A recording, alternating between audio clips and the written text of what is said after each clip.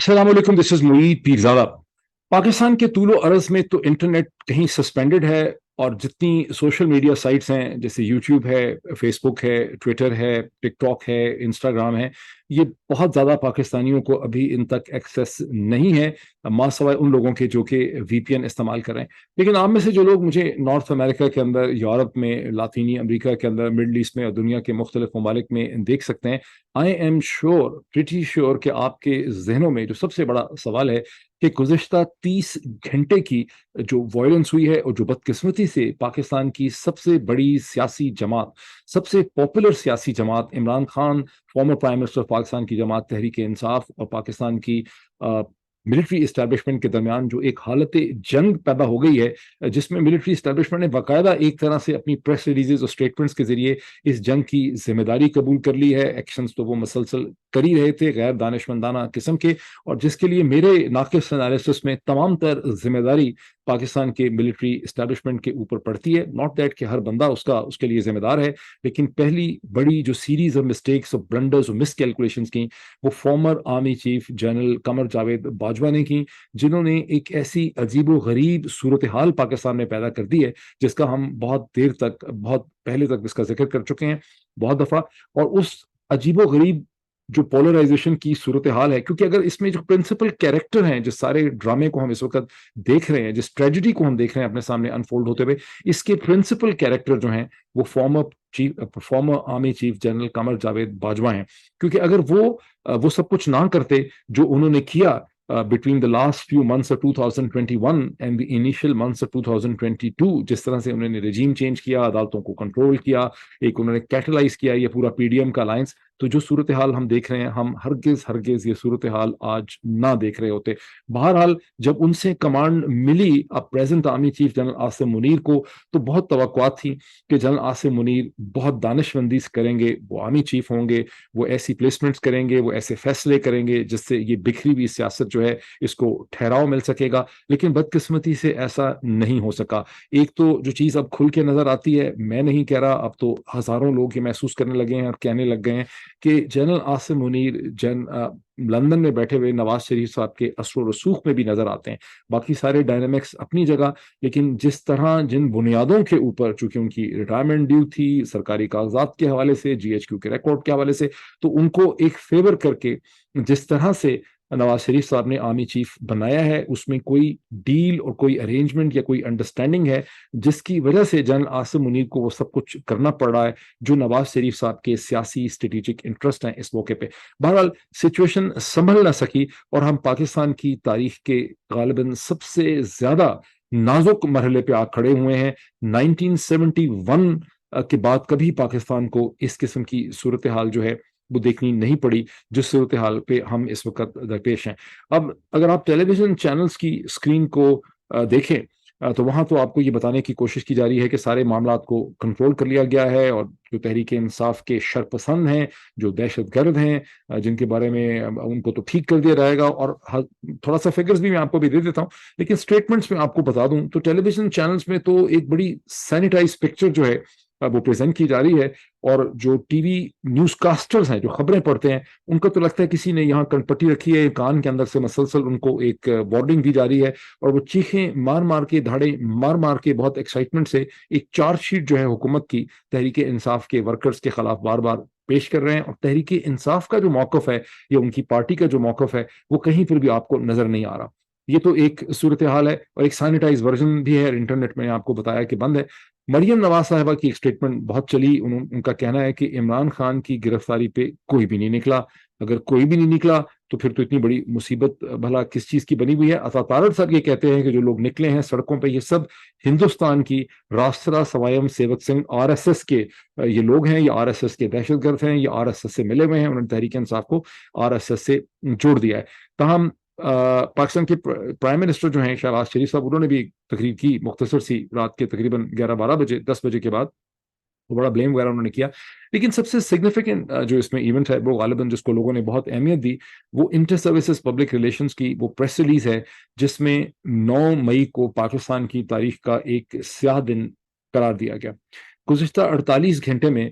Inter services public relations سے 2 غیر ذمہ دارانہ قسم کی پریس ریلیزز کروائی گئی ہیں، جس سے انٹر سروسز پبلک ریلیشن کی جو ایک غیر متزانہ، غیر متنازع صورتحال ہوتی تھی، ہونی چاہیے تھی پاکستان کی پالیٹکس میں، وہ بہت بری طرح سے خراب ہوئی ہے، اور اس سے یہ تاثر کہ یہاں پر افواج پاکستان اور پاکستان کی سب سے بڑی سیاسی جماعت جو ہے اس کے درمیان ایک جنگ ہو رہی ہے، اس تاثر کو بہت زیادہ تقویت ملی ہے۔ اب اگر 9 مئی کو جب لوگ اپنے حقوق کے لیے باہر نکلے ہیں، اس کو بھی اگر آپ نے کالا اور سیاہ دن قرار دینا ہے، تو ایک 16 دسمبر کا سیاہ دن تھا جب ہم نے ہندوستان کے سامنے سرنڈر کیا تھا، پھر 16 دسمبر کا ایک دوسرا سیاہ دن تھا جب ہم پشاور آرمی پبلک اسکول کے اندر اپنے بچوں کو دہشت گردوں سے نہیں بچا سکے تھے، اور جن کی ذمہ داری تھی کہ اس قسم کے واقعات نہ ہونے دیتے، وہ اتنے بزدل نکلے کہ 7-8 گھنٹے تک آرمی پبلک اسکول کے اندر کوئی جواں مرد جو ہے وہ جا ہی نہیں سکا دہشت گردوں کا مقابلہ کرنے کے لیے، جب تک کہ دہشت گردوں نے 140 اساتذہ اور اسٹوڈنٹس کو وہاں پہ قتل ان کا کیا، ان کو شہید کر دیا۔ تو پتہ نہیں پھر کس کس کو ہم سیاہ دن منائیں گے۔ یوں ہم اگر سیاہ دن منانے لگے تو 12 جو مئی کا دن ہے 2007 کا میرا خیال ہے، جب جنرل مشرف کی انسٹیگیشن کے اوپر ایم کیو ایم نے پیپلز پارٹی ریلیٹڈ تقریباً 50 سے زیادہ پیپلز پارٹی کے ورکرز اور وکلا کو قتل کر دیا تھا کراچی شہر کے اندر، اس کو ہم کہاں ڈالیں گے؟ اور اس طرح سے پھر اوجڑی کیمپ کا جو بلاسٹ ہوا تھا جس میں سینکڑوں لوگ جو ہیں وہ 1988 میں جو ہیں وہ مارے گئے راولپنڈی میں، جس میں شاہد خاقان عباسی صاحب کے والد صاحب بھی تھے، جب حالات یہ ہو گئے کہ اوجڑی کیمپ کو اڑا دیا گیا اور وہاں سے راکٹ اور مسل جو ہیں وہ لوگوں کی گاڑیوں کا تعاقب کرنے لگے، لوگوں کے گھروں کی کھڑکیاں توڑ کے لوگوں کے گھروں میں داخل ہو گئے اور گاڑیوں میں ہیٹ سیکنگ مسلس کی طرح وہ ان کا تعاقب کر رہے تھے، اس کو ہم کس دن میں ڈالیں گے؟ اور ذوالفقار علی بھٹو کو جو پھانسی دی گئی ایک کینگرو کورٹ کے ذریعے سپریم کورٹ کو کنٹرول کر کے آن آئی تھنک 4 اپریل 1979، اس کو ہم کس قسم کا کون سا کلر دیں گے ہم اس دن کو؟ اور جو مارشل لا لگے ہیں 5 جولائی 1977 کا، اس کو کون سا رنگ دیں گے؟ کالا، بھورا، براؤن، گرے۔ جو 1958 کا مارشل لا لگا اس کو کون سا دن دیں گے؟ وہ 1969 کا جو مارشل لا لگا اس کو کون سا کلر کوڈ دیں گے؟ اور اس کے بعد جو 12 اکتوبر 1999 کا مارشل لا لگا اس کو کون سا کلر کوڈ دیں گے؟ جب سپریم کورٹ آف پاکستان کو ایمرجنسی لگائی 3 نومبر کو اور 7 ججز جو ہیں ان کو نظر بند کر دیا گیا، اس کو ہم کون سا کوڈ دیں گے؟ جب پاکستان کے پرومیننٹ ٹیلی ویژن اینکر پرسن شہید ارشد شریف کو گن ڈاؤن کیا گیا کینیا کے اندر اور الزام ریاستی اداروں پہ لگا ان کامن پارلنس، اس کو ہم کون سا کلر کوڈ دیں گے؟ کہ former prime minister of Pakistan Imran Khan کو 3 نومبر 2002 کو وزیر آباد میں قتل کرنے کی کوشش کی گئی جس کی کوئی انویسٹیگیشن نہیں ہو سکی، اس کو کون سا کلر ہم کوڈ دیں گے؟ تو آئی وش کہ آئی ایس پی آر اتنی غیر دانش مندانہ پریس ریلیز نہ کرتی، مے بی آج کی جو حالات اور سرکمسٹانسز ہیں اس سے ہم سمجھتے ہیں شاید کوئی سینٹی جو ہے آنے والے دنوں میں پریویل کر جائے۔ اب آئی ایس پی آر کی پریس ریلیز میں یہ بھی کلیم کیا گیا ہے کہ افواج پاکستان کے سیریس رسپانس کی وجہ سے صورتحال نہیں بڑھی۔ پہلی تو ہے کہ صورتحال ابھی بھی کنٹینیو کر رہی ہے، جو دن اختتام ہوا ہے اس میں پشاور، لاہور، بہت سے شہروں کے اندر بہت زیادہ شورش پائی جاتی ہے، بار بار وہاں پہ مظاہرین اور پروٹیسٹرز باہر نکل رہے ہیں، اور اب تک کی اب وہ تو کہہ رہے ہیں کہ بہت اس کو سیریس رسپانس دیا ہے، لیکن جو اعداد و شمار بہت ہی محتاط طریقے سے بھی ہم کہیں جو پی ٹی آئی نے اپنے اعداد و شمار دیے ہیں اس حساب سے 47 ورکرز جو ہیں ان کی شہادتیں ہوئی ہیں، اور یہ فگر شاید 50 سے زیادہ ہو۔ اب تک صرف پنجاب کے اندر 1000 سے زیادہ پولیس کے اسٹیٹسٹکس ہیں، لوگوں کو گرفتار کیا گیا ہے، پورے ملک میں ہزاروں لوگ جو ہیں ان کو گرفتار کیا گیا ہے۔ پی ٹی آئی کی تقریباً بہت زیادہ لیڈرشپ جو ہے جو انڈر گراؤنڈ نہیں ہو سکی اور ہاتھ لگ گئی ہے پولیس کے، انہیں گرفتار کر لیا گیا ہے۔ میں نے اس حوالے سے ایک ٹیبل جو بنا ہے مرتضی علی شاہ صاحب نے بنایا ہے، اس کو میں نے ری ٹویٹ کیا ہے اپنے ٹویٹر ہینڈل میں، اس میں آپ دیکھ سکتے ہیں اسد عمر صاحب کو سپریم کورٹ کے باہر سے گرفتار کیا گیا، حالانکہ ان کے پاس ضمانت تھی، گارنٹی تھی۔ اسی طرح سے فواد چودھری صاحب سپریم کورٹ کے اندر بیٹھے رہے رات کے 12 بجے تک اور مسلسل کوشش کرتے رہے کہ اسلام آباد ہائی کورٹ سے ایک سیکنڈ پروانہ ان کو مل سکے، حالانکہ اسلام آباد ہائی کورٹ سے 12 مئی تک ان کو ضمانت تھی، لیکن پھر بھی ان کو بھی وہاں سے گرفتار کر لیا گیا۔ رات کو عمر سرفراز چیمہ صاحب کو گرفتار کیا گیا، اور بھی بہت سے تحریک انصاف کے جو لیڈر ہیں ان کے لیے چھاپے مارے گئے۔ میاں اسلم اقبال صاحب جو بہت ہی پرومیننٹ لیڈر ہیں لاہور کے تحریک انصاف کے، پنجاب کے، ان کے اوپر ایک قتل کا پرچہ کاٹ دیا گیا، حالانکہ تمام آئی وٹنس یہ بتاتے ہیں کہ جس شخص کی ہلاکت ہوئی ہے اس کو گولی کور کمانڈر ہاؤس کے اندر سے کوئی گولی کسی نے چلائی، اور وہاں سے ہی انفیکٹ سارا وائلنس انسٹیگیٹ ہوا۔ جب اس کی ڈیتھ ہوئی تو لوگ بے قابو ہو گئے اور لوگ گھر کے اندر چلے گئے، اور اس میں بہت سے ایلیمنٹ شامل تھے، لیکن یہ ہے کہ اس کا پرچہ جو ہے قتل کا وہ میاں اسلم اقبال کے اوپر ڈال دیا گیا، جو کہ باہر یعنی موجود تھے، وہ اندر نہیں تھے. گولی تو ظاہر اندر سے ہی آئے گی تو کسی کو لگے کہ کراؤڈ باہر تھا. تو یہ ایک اس کے ہمیں اگر ہم فیکٹس دیکھیں، اب کوشچن ایک سوال جو ہے وہ بہت زیادہ اٹھایا گیا کہ تحریک انصاف جو ہے اس نے بڑا ریئیکٹ کیا، بڑا رد عمل کیا ہے، اور گرفتاریاں تو بہت ہوتی رہی ہیں. اس سے پہلے نواز شریف صاحب کی گرفتاری ہوئی، شہباز شریف صاحب کی گرفتاری ہوئی، حمزہ کی گرفتاری ہوئی، رانا ثناء اللہ کی گرفتاری ہوئی، شاہد خاقان عباسی صاحب کی گرفتاری ہوئی، اور مریم نواز صاحبہ کی گرفتاری ہوئی. پہلا اس کا جواب یہ ہے آپ سب کے سمجھنے کے لیے، بیکاز آپ یہ ٹویٹس بار بار دیکھ رہے ہیں، کہ جتنی بھی گرفتاریاں ہوئیں in terms of the political importance, ان میں سے کسی کو بھی عمران خان کی گرفتاری کے ساتھ ان terms of the importance of the personality آپ کمپیئر نہیں کر سکتے. شاہد خاقان عباسی کو یا مریم نواز کو یا رانا ثناء اللہ کو خدا نخواستہ کمپیئر نہیں کر سکتے آپ. دی اونلی پولیٹیکل پرسنالٹی جن کے اریسٹ کو آپ عمران خان کو جس طرح سے اٹھایا گیا ہے، اور عمران خان کو جس طرح سے اٹھایا گیا ہے وہ اریسٹ تو نہیں تھا، وہ تو ایک اغوا تھا جس میں ایک پیراملٹری یونٹ جو ہے جس میں بتایا جاتا ہے کہ آرمی کے کمانڈو شامل تھے، اس کے تھرو اٹھایا گیا. لیکن اگر کوئی کمپیریزن بنتا ہے تو صرف اور صرف former prime minister of Pakistan جناب نواز شریف صاحب کے ساتھ بنتا ہے. لیکن نواز شریف صاحب کی گرفتاری تو ایک عدالت کے فیصلے اور کنوکشن کے نتیجے میں ہوئی. نواز شریف صاحب کو میری جہاں تک انڈرسٹینڈنگ ہے کہ 2017 میں 28 جولائی 2017 میں سپریم کورٹ پاکستان سے ان کی ڈسکوالیفیکیشن کے بعد ایک بڑا لمبا پروٹریکٹڈ کورٹ ٹرائل ان کا چلا نیب کا، جو کئی مہینے چلتا رہا، جو اوپن تھا، جس کو میڈیا کور کرتا تھا، کوئی ڈھکا چھپا ٹرائل نہیں تھا. اس میں نواز شریف صاحب کے بہت بہترین وکیل تھے جنہوں نے ان کو ڈیفینڈ کیا. اور اس ٹرائل کے نتیجے میں 2018 کے کہیں الیکشن کے آگے پیچھے ان کی کنوکشن ہوئی الیکشن سے پہلے. اور جب وہ واپس آئے برطانیہ سے پاکستان تو as a result of the conviction in the court decision, چونکہ ان کے خلاف سزا ہو چکی تھی، فیصلہ ہو چکا تھا، ان کی گرفتاری ہوئی. وہ کبھی بھی کسی انویسٹیگیشن اور انکوائری سٹیج میں گرفتار نہیں ہوئے. عمران خان کو جس طرح سے گرفتار کیا گیا وہاں تو آپ کو کھلم کھلا ایک پولیٹیکل ایجنڈا نظر آتا ہے. عمران خان کو تو وارنٹ بھی نہیں دکھائے گئے، عمران خان کے خلاف تو ایک نیا کیس بنایا گیا. اس کیس میں ابھی وہ تو ایک انکوائری سٹیج کے اوپر ہے، اس میں آپ ٹیکنیکلی کہہ سکتے ہیں کہ نیب نے اس کو انکوائری سے انویسٹیگیشن میں ڈال دیا. بہرحال جب ان کو گرفتار کیا تو ان کو کوئی وارنٹ نہیں دکھایا گیا، جب ان کو لے جا رہے تھے تو بعد میں ان کو وارنٹ دکھائے گئے. اور پھر یہاں پر جو چیز انٹرسٹنگ ہے آپ سب کے سمجھنے کے لیے کہ نیب کے قانون یہ کہتا ہے کہ 3 کنڈیشنز میں آپ کسی کو گرفتار کر سکتی ہے نیب. پہلی کنڈیشن ہے جب اس شخص کے ملک سے دھوڑ جانے، ایبسکونڈ کر جانے، گم ہو جانے کے چانسز ہوں. دوسری کنڈیشن یہ ہے کہ وہ شخص جو ہے اس کے پاس ایسی کوئی material evidence, documents, computer record ہو جس کو کہ وہ تلف کر سکتا ہے، اس کو وہ ٹیمپر کر سکتا ہے، اسے چینج کر سکتا ہے، ڈسٹروائے کر سکتا ہے. اور تیسری کنڈیشن یہ ہے کہ وہ ایک ایسی ایڈمنسٹریٹو ایگزیکٹو پوزیشن میں ہے کہ جن لوگوں نے اس کے خلاف ایویڈنس دینی ہے، ثبوت دینے ہیں، وہ ان کو ڈرا سکتا ہے، ان کو انفلوئنس کر سکتا ہے، ان کو مار سکتا ہے یا کچھ بھی ان کے ساتھ کر سکتا ہے. تینوں میں سے ایک بھی کنڈیشن جو ہے وہ عمران خان کے کیس پہ پوری نہیں ہو سکتی. نہ عمران خان پاکستان سے کہیں دھوڑ رہے ہیں، نہ وہ گم ہو سکتے ہیں، وہ بڑے ویزیبل ہیں، نہ ان کے پاس کوئی ایسا ریکارڈ ہے القادر ٹرسٹ کے حوالے سے جسے وہ ٹیمپر کر سکتے ہیں جو چاہیے نیب کو، نہ ان کی اس وقت ماتحتی میں کوئی ایسے سرکاری ملازم ہیں جنہیں وہ ہراساں کر سکتے ہیں، ڈرا سکتے ہیں، اپنی مرضی کی ان سے ایویڈنسز اکٹھی کر سکتے ہیں. یہ جو کیس ہے یہ تو اس قسم کی جگہ پہ بنتا ہے جن لوگوں کے اوپر عمران خان الزام لگاتے ہیں اپنی قتل کی سازش کا، یا جن کے اوپر الزام ہے شہید ارشد شریف کے قتل کا. یہ وہ لوگ ہیں جو لوگوں کو ڈرا سکتے ہیں، ریکارڈ کو ٹیمپر کر سکتے ہیں، ملک سے دھوڑ سکتے ہیں، گم ہو سکتے ہیں. لیکن ان کے بارے میں آپ نے دیکھا کہ پاکستان کا سسٹم آف جسٹس جو ہے وہ مکمل طور پہ خاموش ہے. پھر اس میں ایک اور پوائنٹ دیکھیے، یہ بڑا امپورٹنٹ پوائنٹ ہے کہ جب عمران خان کو نیب کی عدالت میں پیش کیا گیا آج کی صبح میں تو وہاں ان کے وکیل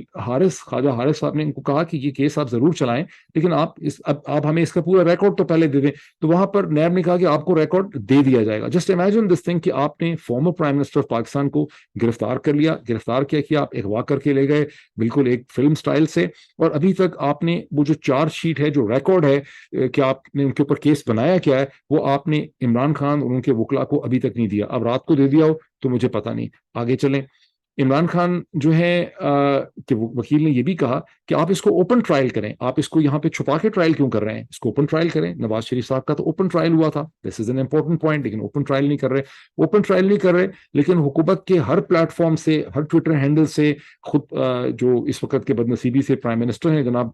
شہباز شریف صاحب، انہوں نے اپنی تقریر میں یہی الزامات لگائے. اور حکومت نے جتنے بھی لوگ ٹویٹر کے اوپر پالے ہوئے ہیں اور جتنے اخبارات کے لوگ پالے ہوئے ہیں ان سب نے القادر ٹرسٹ کے حوالے سے لمبی چوڑے آرٹیکل لکھے کہ القادر ٹرسٹ کا معاملہ ہے کیا. اس کو بہت سے وکلا نے پڑھا, میں نے بھی اس کو پڑھا, اس میں سے کچھ بھی سمجھ نہیں آتا, اس میں صرف انگریزی لکھی ہوئی ہے, چیزیں اوپر نیچے ہیں, ٹھیک ہے. اس میں 190 ملین پاؤنڈ کا ذکر ہے, 190 ملین پاؤنڈ کہاں گئے, سپریم کورٹ کے اکاؤنٹ میں گئے, جانے چاہیے تھے, وہاں نہیں گئے. ملک, اور مزے کی بات یہ ہے کسی ٹی وی چینل کو, میڈیا کو ہمت نہیں ہو رہی, کسی پولیٹیشین کو بھی ہمت نہیں ہو رہی کہ وہ نام لے کہ یہ جو ریئل اسٹیٹ ٹائکون ہیں یہ کون ہے. یہ ریئل اسٹیٹ ٹائکون ملک ریاض ہیں. ملک ریاض صاحب کا سبھی سے تعلق ہے, وہ اسٹیبلشمنٹ کے بھی ہردل عزیز ہیں, وہ پی ٹی پی کے بھی ہردل عزیز ہیں, وہ پی ایم ایل این کے بھی ہردل عزیز ہیں, نام ان کا کوئی نہیں لے رہا. لیکن جو بھی کیس ہے اس کا اگر ایک اوپن ٹرائل ہوگا, because trust is not a private limited company, اس کا ایک اوپن ٹرائل ہونا چاہیے تاکہ دودھ کا دودھ اور پانی کا پانی ہو جائے. وکلا کا یہ خیال ہے کہ ملک ریاض صاحب کے چونکہ بہت ہی ڈائیورسفائڈ اور ڈیپ سیٹڈ انٹرسٹ ہیں پاکستان کی اکانومی کے اندر, اور ملک ریاض صاحب کے اسٹیبلشمنٹ سے بہت گہرے روابط رہے ہیں, ہمیشہ سے رہے ہیں, تو ملک ریاض صاحب کو کمپیل کیا جائے گا کہ وہ سلطانی گواہ, وعدہ معاف گواہ بن جائیں عمران خان کے خلاف, اور وہ کوئی ایک ایسی اسٹیٹمنٹ دے دیں کہ میں نے شہزاد اکبر کو پیسے دیے تھے, کسی اور کو میں نے پیسے دیے انٹرسٹ لینے کے لیے. بہرحال یہ جیسا کیسا بھی معاملہ ہے, اس کا سمپل جواب یہ ہے کہ جس مینر سے عمران خان کو گرفتار کیا وہ نیب کا رائٹ نہیں تھا, وہ نیب کا مینڈیٹ نہیں تھا, وہ طریقہ جو ہے وہ کوشچنز ریز کرتا ہے, پوائنٹ 1. دوسری بات یہ ہے کہ اگر آپ نے ٹرائل کرنا ہے تو آپ ایک اوپن ٹرائل کریں اور سب فیکٹس جو ہیں وہ سامنے آ جائیں گے. دونوں چیزیں نہیں کی گئی. But this actually brings us to the principal analysis کہ ان کو گرفتار کیوں کیا گیا ہے. جیسے میں نے پچھلے ویلاگ میں میں نے اس کا ایک انالیسس کیا تھا کہ عمران خان کی گرفتاری ایک خالص سیاسی گرفتاری ہے, جس کا بنیادی مقصد, ابھی تو اس شک کا بھی اظہار کیا جا رہا ہے کہ ان کو قتل کیا جا سکتا ہے, اور ان کو قتل کرنے کے بعد پورے پاکستان میں کرفیو لگایا جا سکتا ہے, اور اگر ابھی ان کے قتل کا جو فیصلہ ہے ڈیٹینشن کے اندر یا ان کو کوئی زہر دینے کا, اس کا وہ اس چیز پہ کنٹینجنٹ ہے کہ پاکستان کی افواج کی جو فارمیشنز ہیں وہاں سے اس پوری چیز کے اوپر کیا ری ایکشن اور کیا رد عمل جو ہے وہ ڈیولپ کر رہا ہے. اور اگر رد عمل بہت نیگیٹو ہوگا, وہاں بہت زیادہ شور ہوگا, بہت کھپ ہوگی, اپورڈ ورٹیکل ایک غصہ ہوگا, تو پھر شاید عمران خان کو قتل نہ کیا جائے. یہ ایک افواہ مسلسل چل رہی ہے. لیکن اگر ہم اس کو ڈسکاؤنٹ کر دیں تو میرے والے انالیسس پہ آ جائیں کہ عمران خان کو گرفتار کرنے کا مقصد ہے کہ مختلف وجوہات اور ایکسکیوزز کے ذریعے ان کو بہت دیر کے لیے ڈیٹین کر دیا جائے, ان کو انکمیونیکاڈو کر دیا جائے, تاکہ وہ عوام کے ساتھ, اپنی پارٹی اور دنیا بھر کے پاکستان سمیت میڈیا کے ساتھ کوئی کمیونیکیشن نہ کر سکیں, اور اس ویکیوم اور آئسولیشن کا فائدہ اٹھا کے تحریک انصاف کے اندر ایک سیکنڈری لیڈرشپ جو ہے اس کے ساتھ نیگوشیٹ کیا جائے. جیسے کہ آپ دیکھ رہے ہیں کہ اسد عمر کو پکڑ لیا, فواد چودھری کو پکڑ لیا, ہو سکتا ہے شاہ محمود قریشی کو صبح پکڑ لیں, اور پھر ان کو یہ کنونس کرنا ہے اس سیکنڈ ٹیئر لیڈرشپ کو کہ بھائی عمران خان کو ہم نہیں آنے دیں گے, اور آپ لوگوں میں سے کسی ایک کو ہم جو ہے پی ٹی آئی کا لیڈر جو ہے وہ بنا سکتے ہیں. یہ اس قسم کا ایک پلان اور پلاٹ ہے. یہ ہے پلان نمبر 1, گول نمبر 1. دوسرا یہ ہے کہ آپ نے جان بوجھ کے یہ حرکت کی, اور اس کو کوئی انوسنٹ مسٹیک نہ سمجھیں کہ ان سے مس کیلکولیشن ہو گئی ہے. ان کو ٹھیک اندازہ تھا کہ تحریک انصاف جو ہے given the circumstances of the last 1 year کہ اب یہ وہ ممی ڈیڈی پارٹی نہیں رہی ہے, اور اب یہ اسٹریٹ فائٹنگ مشین بن چکی ہے. تحریک انصاف کی طرف سے عمران خان کو اس طرح سے اٹھانے پہ تو ڈیفینیٹلی طور پر ایک ری ایکشن اور رد عمل ہوگا. تو انہوں نے اس ری ایکشن اور اس رد عمل کو انسٹیگیٹ کیا ہے, انہوں نے اس کو جان بوجھ کے پیدا کیا ہے, اور اس کے ذریعے یہ چاہتے ہیں کہ تحریک انصاف کی بہت زیادہ جو لیڈرشپ ہے, second tier and tertiary leadership جو ہے, اس کے اوپر دہشت گردی کے مقدمے بنائے جائیں. اگر داؤ لگ جائے عدالتوں کے تھرو, یہ عدالتوں کی تو گردن یہ تقریباً توڑ ہی چکے ہیں. میں واحد اور پہلا بندہ ہوں جس نے آپ کو بتایا تھا کہ پاکستان کی عدالتیں جو ہیں ان کی کوئی حالت نہیں ہے, وہ کچھ بھی ان کی کیپیسٹی نہیں ہے اسٹیبلشمنٹ کو ریزسٹ کرنے کی, لیکن بہت زیادہ لوگ بہت زیادہ شوٹے مارتے رہے. لیکن اب تو میں آج ایک وکیل صاحب سے بات کر رہا تھا تو انہوں نے بڑی مایوسی سے کہا کہ سپریم کورٹ کو تو انہوں نے تقریباً ایک اس کو بالکل نیوٹرلائز کر دیا ہے, اس کو ڈسرے میں ڈال دیا. تو یہ اس کسی عدالت کو پکڑ کے, بیکاز الٹیمیٹلی دنیا کو دکھانے کے لیے ان کو یہ کہنا پڑتا ہے کہ ہم نے جو کچھ بھی کیا وہ as per process of law ہے. جیسا کہ آپ نے سنا کہ برطانیہ کے جو وزیر اعظم رشی سونک ہیں, ان سے جب برٹش ہاؤس آف کامنس کے اندر سوال پوچھا گیا ریگارڈنگ عمران خان اریسٹ, انہوں نے کہا کہ اریسٹ ہے, یہ ان کا انٹرنل مسئلہ ہے, یہ ایک لیگل پروسیس ہے. تو سبھی لوگ یہ کہتے ہیں کہ law and constitution has to be followed. اس کے لیے ان کو عدالتوں کی ضرورت ہے, اور عدالتوں کو یہ گردن پکڑ کے اس کے لیے استعمال کر لیتے ہیں. ادروائز پاکستان کے اندر سب کو پتا ہے کہ عدالت کی کوئی صورتحال نہیں. تو دوسری جو چیز یہ عدالت سے کروانے کی کوشش کر سکتے ہیں وہ یہ ہے کہ تحریک انصاف کے خلاف مواد اکٹھا کر کے کہا جائے کہ تحریک انصاف ایک دہشت گرد جماعت ہے. اگر یہ نہیں تو یا اس کی بہت بڑی لیڈرشپ کو دہشت گرد بنا بنا کے کیسز میں ڈال دیں, ان کو کالعدم قرار دے دیں. اچھا, تیسرا ایک اور ایڈیشنل آبجیکٹو ہے کہ 14 مئی کا پنجاب کا جو الیکشن تھا, جس کا ان کے اوپر ذہنی طور پہ پریشر تھا, یہ ٹھیک ہے کہ کروانا انہوں نے نہیں تھا, اور پی ایم ایل اے نے کوئی کینڈیڈیٹ کھڑے بھی نہیں کیے تھے, ای سی پی کو پیسے دیے بھی نہیں تھے, بہرحال سپریم کورٹ کے فیصلے کی تلوار تو ان کے سر کے اوپر لٹک رہی تھی. اب انہوں نے ایک ایسی صورتحال پیدا کر دی ہے, اور ساری کی ساری پی ٹی آئی انہوں نے یا تو گرفتار کر لی ہے, یہ کر لیں گے اگلے 24 گھنٹے میں, یا پنجاب میں الیکشن کی تھیوریٹیکل پاسبلٹی کورٹ کے لیے کہ کورٹ سٹینڈ لے لے, وہ بھی ختم ہو گئی ہے. اور آپ دیکھیں گے کہ بہت جلدی سپریم کورٹ اپنے فیصلے کو شاید کوئی ریوائز کرے گی ان ویو آف دیٹ. وہاں پہ بھی ظاہر ہے کہ انہوں نے ایک پسٹل جو ہے چیف جسٹس کے کنپتی پہ رکھی ہی ہوگی, you can very well understand. اب جو سچویشن ڈیولپ کر گئی ہے, اب آپ کے سب کے ذہنوں میں ہے کہ اس کا کیا ہوگا. دیکھیں, میرا نہیں خیال تھا کہ 24 گھنٹے سے زیادہ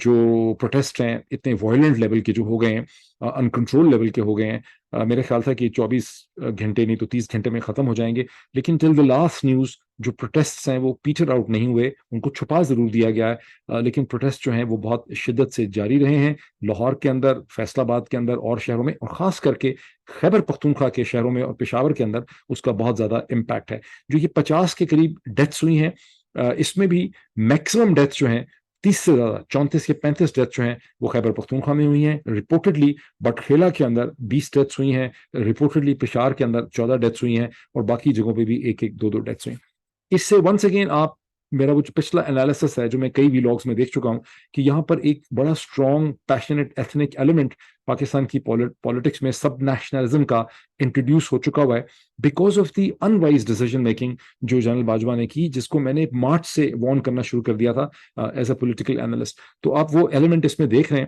بہرحال میرا انالیسس یہ ہے کہ پروٹیسٹرز بھی تھک جاتے ہیں, اور اسٹیٹ کے پاس بڑی پاور ہوتی ہے وائلنس کرنے کی, کوئرسو ایپریٹس کی, تو یہ وائلنٹ پروٹیسٹ کوئی بہت دیر نہیں چل سکتے. لیکن یہ چیزیں سلگتی رہیں گی, یہ ختم بھی نہیں ہوں گی. ایک دراڑ پڑ گئی ہے پاکستان کے اندر between پاکستان's establishment that has remained a very respected and loved institution for the greater part of Pakistani existence. اب وہ دراڑ بڑی کھل کے سامنے آئی ہے. جب آپ دیکھتے ہیں, کوئی سوچ نہیں سکتا تھا ہمارے بچپن میں, آج کی سے چند سال پہلے, کہ پاکستان ایئر فورس کا جو ایک سیریمونیل جہاز ہے کسی چوک میں کھڑا, اس کو بھی ایک پاکستانی ہجوم نظر آتش کر دے گا. یہ بات سوچنے میں نہیں تھی. یا پاکستانی فوج کی گاڑیوں کو, وہیکلز کو, ان کی پک اپ وینز کو لوگ نظر آتش کر دیں گے, جو بے تحاشا نظر آتش ہوئی ہیں گزشتہ 24 گھنٹے کے اندر. تو یہ وہ ایک دراڑ پڑ گئی ہے جس کا اب کوئی حل سیاسی طور پہ ڈھونڈا جا سکتا ہے. بدقسمتی سے میں ایک تھوڑا سا اس کا پیراڈائم ایکسپلین کر دوں, سائیکولوجیکل پرسپیکٹو, اور پھر اس کو میں وائنڈ اپ کرتا ہوں. میں نے in my interaction in the last 20 years with Pakistan's military officers, and I got the tremendous opportunity of conducting many seminars and classes and courses and whatever at National Defense University, جہاں senior officers ہوتے ہیں up to the level of the brigadiers, ان کے ساتھ بھی interaction کرنے کا بہت موقع ملا مجھے. I got the privilege to lecture at the Command and Staff College Quetta, also at the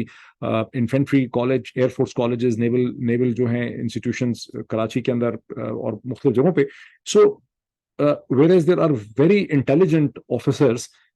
لیکن چونکہ جب کوشچن آپ پوچھتے ہیں تو اس سے آپ کو اندازہ ہوتا ہے, تو بہت پڑھے لکھے ویل ریڈ انٹیلیجنٹ آفیسرز بھی ہیں, پھر کیجول انٹریکشنز بھی پتہ چلتا ہے. لیکن army institution linear result oriented thinking جو ہے اس کو پروموٹ کرتا ہے, اور جس میں یہ ہے کہ آپ نے ایک ٹیریٹری کیپچر کرنی ہے, ہولڈ کرنی ہے, دشمن کو آپ نے آئیڈینٹیفائی کرنا ہے, اس کو آپ نے ڈسٹروائے کرنا ہے, بف بف. ٹھیک, اب یہ جو ساری کی ساری لینئر تھنکنگ ہے, یہ نیشن اسٹیٹ کی پالیٹکس کے اوپر اپلائی ہو نہیں سکتی. لیکن بدقسمتی سے چونکہ پاکستان گیریزن اسٹیٹ بن گیا ہے, اور آرمی آفیسرز بڑے بڑے امپورٹنٹ یہاں ڈیسیجن کرتے ہیں, جیسے پریزنٹ آرمی چیف جو ڈیسیجن کر رہے ہیں سارے, تو لینئر تھنکنگ کے ڈیسیجن کیے جا رہے ہیں. اور لینئر تھنکنگ کی ایک ایگزامپل میں آپ کو یہ دیتا ہوں کہ روز ہی پاکستان کے ٹیلی ویژن چینلز کے اوپر آپ کو ایک خبر ملتی ہے. وہ خبر یہ ملتی ہے کہ فلاں جگہ پہ دہشت گردوں کے ساتھ, ٹی ٹی پی کسی کے ساتھ, یا بلوچستان میں مقابلہ ہوا, جس کے نتیجے میں 8 یا 10 یا 11 یا 12 یا 4 یا 5 دہشت گرد جو ہیں وہ جہنم واصل کر دیے گئے ہیں, مار دیے گئے ہیں, اور ایک ہمارا سپاہی جو ہے وہاں پہ شہید ہو گیا. تو it looks very good, because اس میں آپ بیسکلی طور پہ کہہ رہے ہیں کہ انیمی, اتنے نمبر آف انیمیز جو ہیں وہ آپ نے ایلیمینیٹ کر دی ہیں. لیکن اگر آپ اس کا تھوڑا سا لیٹرل پرسپیکٹو لیں, جس کو لیٹرل تھنکنگ کہتے ہیں, جس کو ایڈورڈ ڈیبونو نے انٹروڈیوس کیا تھا, ہاریزونٹل تھنکنگ بھی اس کو کہتے ہیں, تو آپ کو پھر یاد آئے گا کہ یہ اب 20 سال سے زیادہ ہو گیا ہے کہ ہم یہ خبریں چلا رہے ہیں کہ اتنے ہم نے دہشت گرد جو ہے وہ جہنم واصل کر دیے ہیں. تو اس کا رزلٹ کوئی نہیں نکلا, بیکاز 20 سال کے بعد بھی ہمیں پھر اسی طرح سے ایک انسرجنسی اور دہشت گردی کا سامنا ہے ہمارے ٹرائبل ایریاز میں, کے پی کے اندر بھی اور بلوچستان میں بھی. تو اس کا رزلٹ کوئی نہیں نکلا. تو اسی طرح سے جو اس کا سیکنڈ امپورٹنٹ کوشچن ہے جو میں یہاں پلیس کرنا چاہتا ہوں, وجاہت کے ساتھ بھی میں نے جو ڈسکشن کی تھی اس میں بھی میں نے یہ پلیس کیا تھا, یہ میں آرمی آفیسرز کے لیے پلیس کرنا چاہتا ہوں کہ آپ ذرا اس صورتحال کو دیکھیں کہ آپ اس وقت لڑ کہاں رہے ہیں اور لڑ کس سے رہے ہیں. یعنی آپ کہیں مقبوضہ جموں اور کشمیر کے اندر نہیں لڑ رہے, آپ بیدیا کی دوسری طرف نہیں لڑ رہے, آپ کوئی چکوٹھی میں نہیں لڑ رہے, آپ کوئی آپریشن گرینڈ سلیم میں یا جموں کی دوسری طرف یا ریور تبی کی اس طرف تو نہیں لڑ رہے, آپ تو لڑ رہے ہیں پاکستان کے اندر. یعنی دشمن نے پتہ نہیں کیا اسٹریٹجی کی ہے کہ آپ کو اپنی ٹیریٹری کے اندر آپ کی مسلسل لڑائی ہو رہی ہے. پہلے اور لڑ کس سے رہے ہیں آپ, پہلے آپ دیکھیں کہ 1960s اور 70s میں آپ کی لڑائی پاکستان کے میجورٹی پروونس کے بنگالیوں کے ساتھ ہوئی, اس کا رزلٹ سب کے سامنے ہے. پھر 1970s کے بعد آپ کی پروٹریکٹڈ لڑائی شروع ہو گئی بلوچستان کے اندر اپنے شہریوں کے ساتھ, وہ لڑائی بھی آج تک ختم نہیں ہو سکی. پھر کراچی کلنگ فیلڈ بن گیا, وہاں آپ کی لڑائی ہوتی رہی. پھر آپ 9/11 کے بعد ارسوائل فاٹا جو اب کے پی کا حصہ ہے, ٹرائبل ایریا ہے, وہاں پہ آپ کی لڑائی ہوتی رہی, وہ لڑائی ابھی بھی چل رہی ہے. اب وہ لڑائی سوات میں بھی پھیل چکی ہے, سوات میں بھی آپ نے جنگ لڑی, وہ آپ کی اپنی ٹیریٹری تھی. لیکن اب آپ کس سے لڑ رہے ہیں؟ اب تو آپ کسی نامعلوم قسم کا جو بیئرڈڈ قسم کا یا جس نے ڈھاٹا پہنا ہوا ہے, گن اٹھائی بھی ہے, اس کے ساتھ نہیں لڑ رہے. اب تو آپ کالج ایجوکیٹڈ, اسکول ایجوکیٹڈ لڑکے لڑکیوں کے ساتھ لڑ رہے ہیں. ذرا غور کریں کہ کیا ہوا ہے, ذرا غور کریں اس کی آئرنی کے اوپر, اس کی ٹرینی کے اوپر غور کریں کہ آپ لڑ کس سے رہے ہیں اور لڑ کہاں رہے ہیں. آپ لاہور میں لڑ رہے ہیں, آپ پشاور میں لڑ رہے ہیں, آپ چرسدہ کے اندر لڑ رہے ہیں, آپ فیصل آباد میں لڑ رہے ہیں, آپ گجرانوالہ کے اندر لڑ رہے ہیں, آپ تو اسے کہتے ہیں آل along دا جی ٹی روڈ اور لڑ کن سے رہے ہیں؟ پاکستان کے کالج ایجوکیٹڈ اسٹوڈنٹ سے لڑ رہے ہیں. اس سے یہ فتح ہے. اس میں تو آپ ان سب کو مار بھی دیں تو آپ کی کوئی فتح نہیں, اس میں تو کوئی فتح کی پاسبلٹی نہیں. کس قسم کی جنگ آپ لڑ رہے ہیں؟ لیکن چونکہ لیٹرل تھنکنگ نہیں ہے سینئر آفیسرز کے اندر, ان کی لینئر تھنکنگ ہے. وہ سمجھ رہے ہیں کہ یہ مچھر ہیں یا کاکروچ ہیں, آپ تھوڑا مار کے ان کو ختم کر دیں گے. ان کو کدھر ختم کر دیں گے آپ؟ یہ تو ایک پیورلی پولیٹیکل ڈسٹربنس کا ریزلٹ ہے, جو disturbance senior officer general Bajwa اور اس کے بعد جنرل عاصم منیر کی غیر دانشمندانہ پالیسیز اور ایکشنز کی وجہ سے ایک صورتحال پیدا ہوئی ہے. اس سے کیسے لڑ سکتے ہیں آپ؟ اس کا تو کوئی اینڈ ہی نہیں ہے, اس کا کوئی رزلٹ ہی نہیں ہے, اس کا کوئی سولوشن ہی نہیں ہے. اس کا سولوشن نیگوسیشن ہے, اس کا سولوشن سسٹینڈ پروٹریکٹڈ نیگوسیشن ہے ود عمران خان ڈائریکٹلی. اور یہ کوئی نیگوسیشن شاہ محمود قریشی سے, اسد عمر سے, فواد چودھری سے نہیں ہو سکتی. یہ نیگوسیشن آپ کو عمران خان سے کرنی ہوگی. دو فورسز ہیں پاکستان کی پولیٹیکل فیلڈ میں, پاکستان کی سب سے بڑی پولیٹیکل پارٹی ملٹری اسٹیبلشمنٹ اور سب سے بڑی سیاسی پولیٹیکل پارٹی عمران خان اور تحریک انصاف. عمران خان کے ساتھ آپ کو نیگوسیشن کرنی ہے. دس از دی وے فارورڈ. بات لمبی ہو گئی, پھر مزید بات کریں گے. Thank you.